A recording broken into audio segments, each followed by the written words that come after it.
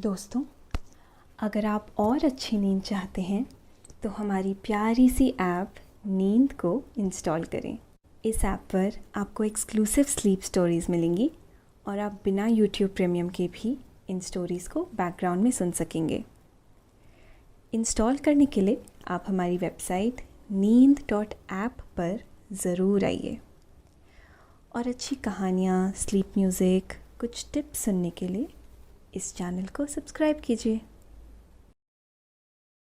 अगर नींद की कहानियां सुनकर आपकी स्लीप क्वालिटी बेहतर हुई है तो हमें कमेंट करके जरूर बताएं और इस वीडियो को लाइक और शेयर जरूर करें और साथ ही चैनल को सब्सक्राइब करना ना भूलें।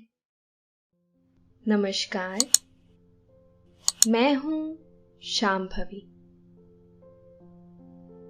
आज सुनिए मुंशी प्रेमचंद की लिखी कहानी नादान दोस्त। गर्मी की वह दोपहरिया जब चिड़िया घर की छत की कार्निस पर अंडे दिया करती थी। चू चू कर पूरा घर सर पर उठा लेती। दोपहरिया में सोना दूभर कर देती। लेकिन उन चिड़ियों का बड़ा सम्मान था, उन्हें बड़ा प्यार मिलता था।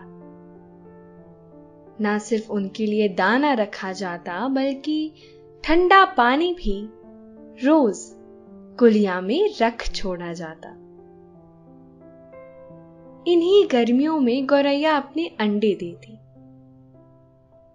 मादा गौरैया उन अंडों को सेती और नर गौरैया उसे ला लाकर दाने खिलाता रहता। उनका यह प्रेम और जिम्मेदारी बहुत ही दिलचस्प होती। घर की गृहस्थी में इन गौरैयों की अलग ही गृहस्थी चलती रहती। मुंशी प्रेमचंद ने इन्हीं गौरैयों पर एक बहुत सुंदर कहानी लिखी है, नादान दोस्त। प्रेमचंद की बाकी कहानियों से यह थोड़ा अलग है, लेकिन इसमें कुछ यादें हैं तो कुछ बातें हैं। क्या है इस कहानी में, यह हम आपको आगे बताएंगे। लेकिन पहले आप अपने आसपास की सारी लाइट्स ऑफ कर लीजिए। आराम से लेट जाइए। अपनी आंखें धीरे धीरे बंद कर लीजिए। अब थोड़ा सा अपने शरीर को आराम दीजिए। थोड़ा और आराम दीजिए। अपने शरीर को बिल्कुल ढीला छोड़ दीजिए।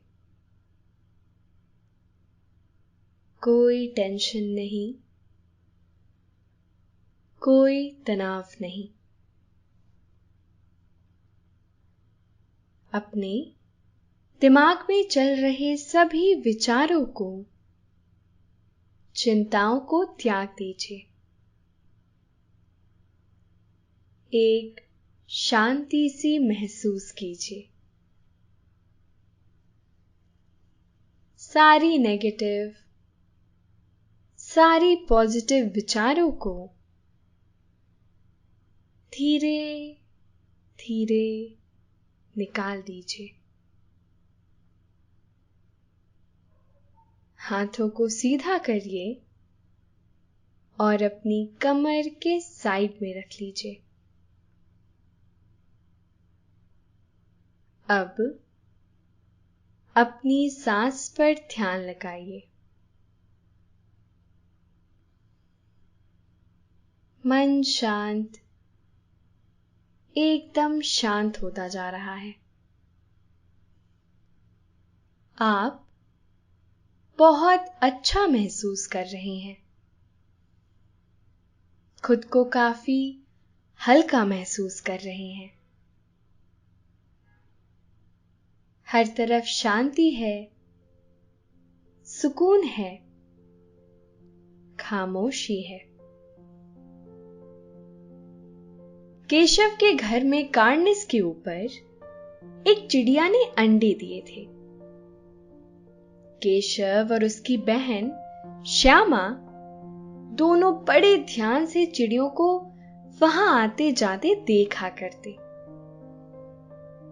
सवेरे दोनों आंखें मलते कार्निस के सामने पहुंच जाते और चिड़ा या चिड़िया दोनों को वहां बैठा पाते।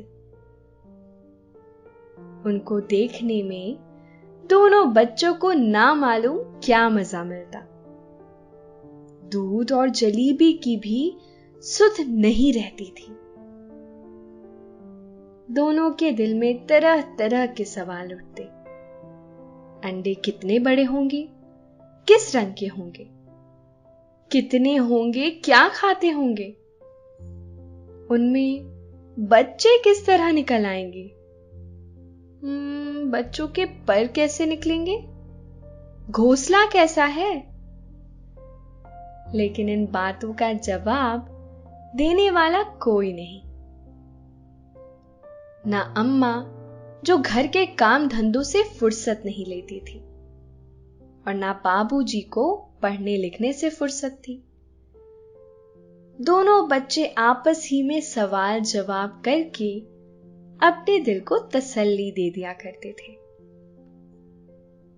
श्यामा कहती, क्यों भैया, बच्चे निकलकर फुर से उड़ जाएंगे? केशव विद्वानों जैसे गर्व से कहता,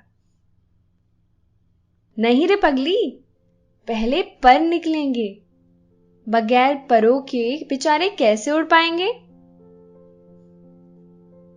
श्यामा कहती, उनकी मां बेचारी अपने बच्चों को क्या खिलाएगी? केशव इस पेचीदा सवाल का जवाब कुछ नहीं दे सकता था। इस तरह 3-4 दिन गुजर गए।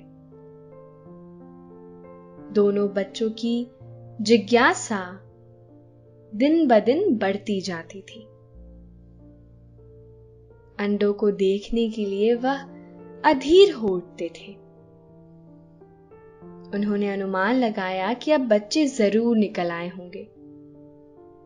बच्चों के चारे का सवाल अब उनके सामने आ खड़ा हुआ।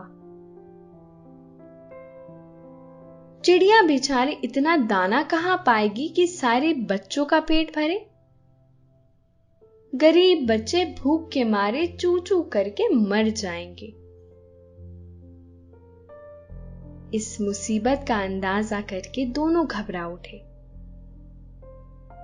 दोनों ने फैसला किया कि कार्निस पर थोड़ा सा दाना रख दिया जाए।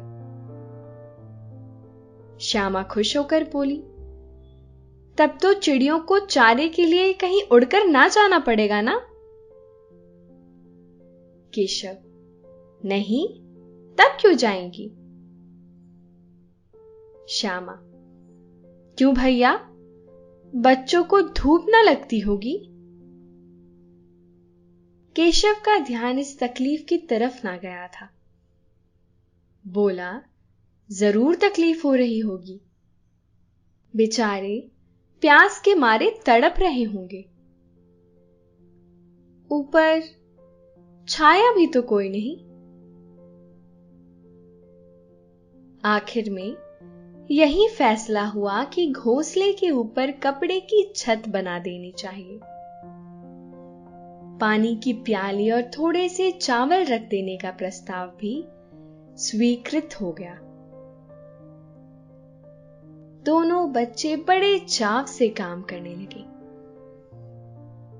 श्यामा मां की आंख बचाकर मटके से चावल निकाल आई।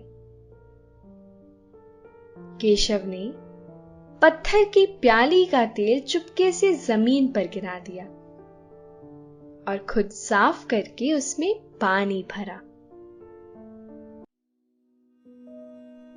दोस्तों, अब से आप bedtime stories, guided meditations, relaxing music, इन सब का आनंद नींद ऐप पर ही उठा सकते हैं।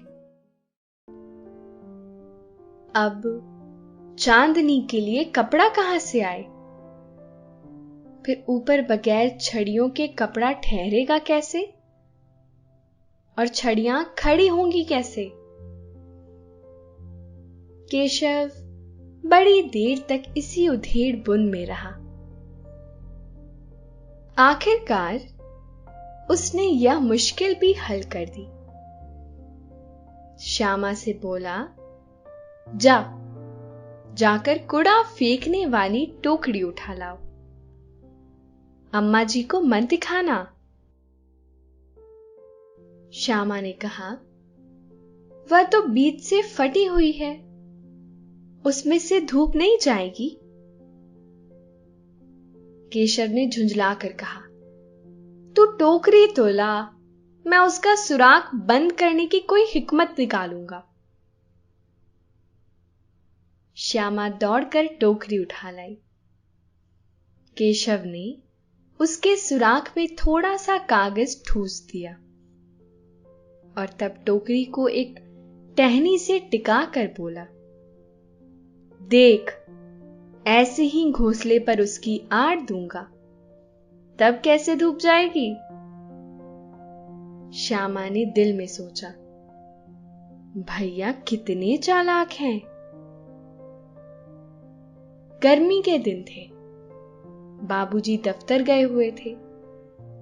अम्मा दोनों बच्चों को कमरे में सुलाकर खुद सो गई थी। लेकिन बच्चों की आंखों में आज नींद कहां? अम्मा जी को बहकाने के लिए दोनों दम रोके आंखें बंद किए मौके का इंतजार कर रहे थे। ज्यों ही मालूम हुआ कि अम्मा जी अच्छी तरह से सो गई, दोनों चुपके से उठे और बहुत धीरे से दरवाजे की सिटकिनी खोलकर बाहर निकल आए। अंडों की हिफाजत करने की तैयारियां होने लगी। केशव कमरे में से एक स्टूल उठा लाया, लेकिन जब उससे काम न चला तो नहाने की चौकी लाकर स्टूल के नीचे रखी और डरते डरते स्टूल पर चढ़ा। श्यामा दोनों हाथों से स्टूल पकड़े हुए थी। स्टूल की चारों टांगें बराबर ना होने के कारण जिस तरफ ज्यादा दबाव पाता था, वो जरा सा हिल जाता था। उस वक्त केशव को कितनी तकलीफ उठानी पड़ती थी, यह उसी का दिल जानता था। दोनों हाथों से कार्निस पकड़ लेता और श्यामा को दबी आवाज से डांटता, अच्छी तरह तो पकड़, वरना उतर कर बहुत मारूंगा। मगर बेचारी श्यामा का दिल तो ऊपर कार्निस पर था। बार बार उसका ध्यान उधर ही चला जाता था और हाथ ढीले पड़ जाते। केशव ने ज्यों ही कार्निस पर हाथ रखा, दोनों चिड़ियां उड़ गईं। केशव ने देखा कार्निस पर थोड़े से तिनके बिछे हुए हैं और उस पर 3 अंडे पड़े हैं। जैसे घोंसले उसने पेड़ों पर देखे थे, वैसा कोई घोंसला नहीं है। श्यामा ने नीचे से पूछा, कितने बच्चे हैं भैया? केशव बोला, 3 अंडे हैं, अभी बच्चे नहीं निकले। श्यामा ने कहा, जरा हमें दिखा दो भैया, कितने बड़े हैं? केशव ने कहा, दिखा दूंगा, पहले जरा चिथड़े ले आ, नीचे बिछा दूं, बेचारे अंडे तिनकों पर पड़े हैं। श्यामा दौड़कर अपनी पुरानी धोती फाड़कर एक टुकड़ा ले आई। केशव ने झुककर कपड़ा ले लिया। उसके कई तह करके उसने एक गद्दी बनाई और उसे तिनकों पर बिछाकर तीनों अंडे उस पर धीरे से रख दिए। श्यामा ने फिर कहा, हमको भी तो दिखाओ भैया। केशव ने कहा, दिखा दूंगा, पहले जरा वह टोकरी तो दे दो, ऊपर छाया कर दूं। श्यामा ने टोकरी नीचे से थमा दी और बोली, अब तुम उतर आओ, मैं भी तो देखूं। केशव ने टोकरी को एक टहनी से टिका कर कहा, जा दाना और पानी की प्याली ले आ, मैं उतर आऊं तो दिखा दूंगा। श्यामा प्याली और चावल भी लाई। केशव ने टोकरी के नीचे दोनों चीजें रख दी और आहिस्ता से उतर आया। श्यामा ने गिड़गिड़ा कर कहा, अब हमको भी चढ़ा दो भैया। केशव ने कहा, तू गिर पड़ेगी। श्यामा बोली, नहीं गिरूंगी भैया, तुम नीचे से पकड़े रहना। दोस्तों, अब से आप bedtime stories, guided meditations, relaxing music, इन सब का आनंद नींद ऐप पर ही उठा सकते हैं। ना भैया, कहीं तू गिर गिरा पड़ी तो अम्मा जी मेरी चटनी ही कर डालेंगी, कहेंगी कि तूने ही चढ़ाया था। क्या करेगी देखकर? अब अंडे बड़े आराम से हैं, जब बच्चे निकलेंगे तो उनको पालेंगे। दोनों चिड़ियां बार बार कार्निस पर आती थी और बगैर बैठे ही उड़ जाती थी। केशव ने सोचा, हम लोगों के डर के मारे नहीं बैठती। स्टूल उठाकर कमरे में रखाया, चौकी जहां थी वहां रख दी। श्यामा ने आंखों में आंसू भर कर कहा, तुमने मुझे नहीं दिखाया, मैं अम्मा जी से कह दूंगी। केशव ने कहा, अम्मा जी से कहेगी तो बहुत मारूंगा, कह देता हूं। श्यामा ने कहा, तो तुमने मुझे दिखाया क्यों नहीं? केशव बोला, और गिर पड़ती तो 4 सर ना हो जाते? श्यामा ने कहा, हो जाते तो हो जाते, देख लेना, मैं कह दूंगी अम्मा से। इतने में कोठरी का दरवाजा खुला और मां ने धूप से आंखों को बचाते हुए कहा, तुम दोनों बाहर कब निकल आए? मैंने कहा था ना कि दोपहर को नहीं निकलना। किसने किवाड़ खोला? किवाड़ केशव ने खोला था, लेकिन श्यामा ने मां से यह बात नहीं कही। उसे डर लगा कि भैया पिट जाएंगे। केशव दिल में कांप रहा था कि कहीं श्यामा ना कह दे, अंडे ना दिखाए थे। इससे अब उसको श्यामा पर विश्वास नहीं था। श्यामा सिर्फ मोहब्बत के मारे चुप थी, या इस कसूर में हिस्सेदार होने की वजह से? इसका फैसला नहीं किया जा सकता। शायद दोनों ही बातें थी। मां ने दोनों को डांट डपट कर फिर कमरे में बंद कर दिया और धीरे धीरे उन्हें पंखा झलने लगी।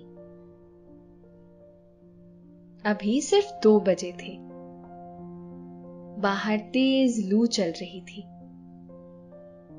अब दोनों ही बच्चों को नींद आ गई थी। 4 बजे यकायक श्यामा की नींद खुली। किवाड़ खुले हुए थे। वह दौड़ी हुई कार्निस के पास आई और ऊपर की तरफ ताकने लगी। टोकरी का पता न था।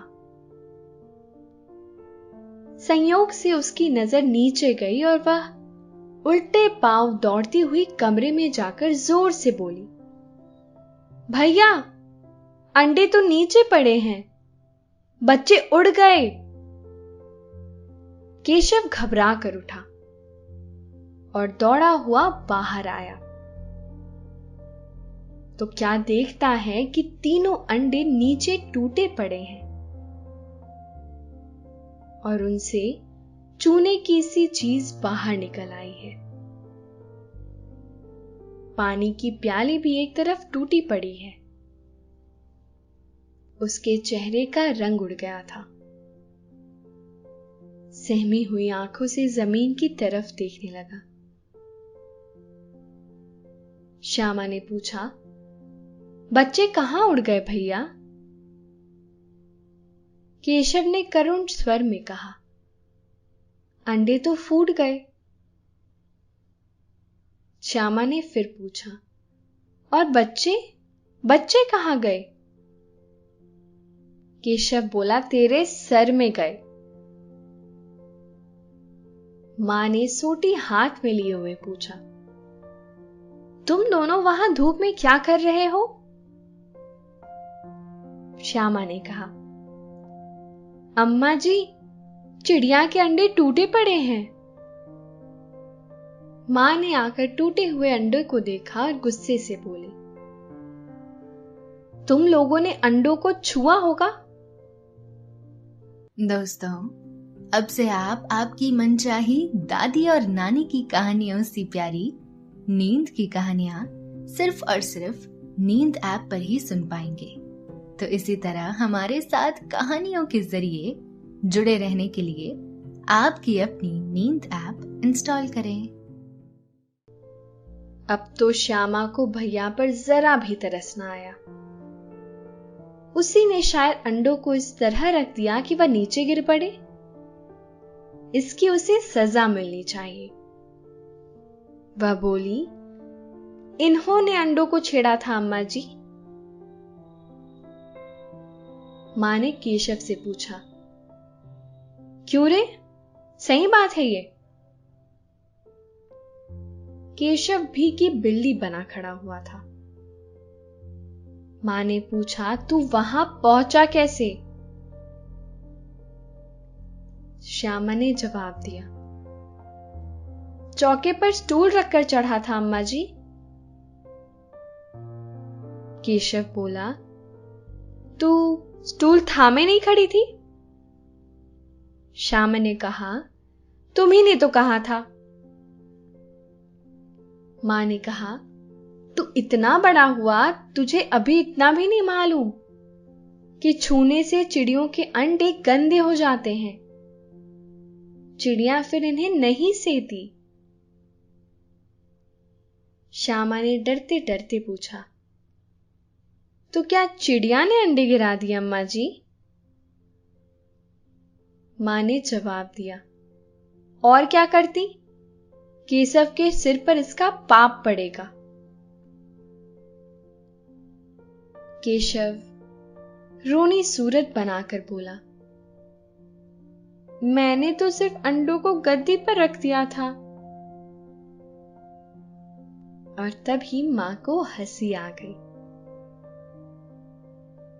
अभी आपने यह कहानी सुनी। अब आपके सोने का वक्त हो गया है।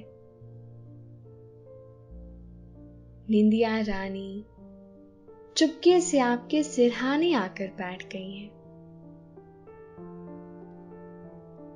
वह हौले हौले आपकी पलकों को सहला रही हैं।